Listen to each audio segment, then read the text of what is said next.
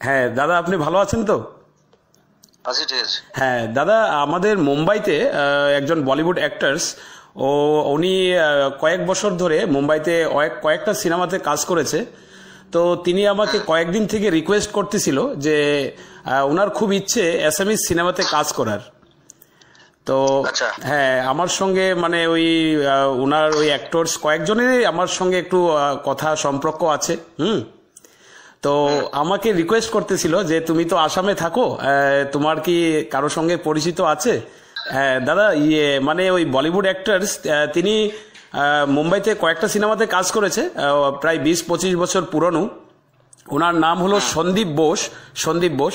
তিনি আমাকে রিকোয়েস্ট করতেছিল অ্যাসামিজ সিনেমাতে কাম করার ওনার ইচ্ছে। হ্যাঁ, তো ওনাকে কি আপনার সঙ্গে আমি মানে একটু যোগাযোগ করাতে পারি?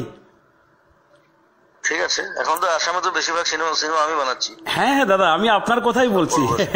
আপনার কথাই বলছি। ঠিক আছে, আমাকে যোগাযোগ করিয়ে দেবেন, আমি কথা বলে নেবো ওর সাথে। আচ্ছা, মানে তাহলে আপনার নাম্বারটা আমি ওনাকে সেন্ড করে দেবো দাদা তাহলে। হ্যাঁ দাদা, আমি ওনাকে তাহলে আপনার নাম্বারটা সেন্ড করে দেবো দাদা। হ্যাঁ হ্যাঁ, ধন্যবাদ দাদা। আমার নমস্কার গ্রহণ করছেন তো দাদা? নিশ্চয়। আচ্ছা ঠিক আছে দাদা, ঠিক আছে, রাখলাম দাদা তাহলে। হ্যাঁ রাখলাম। হ্যাঁ হ্যাঁ। ওকে।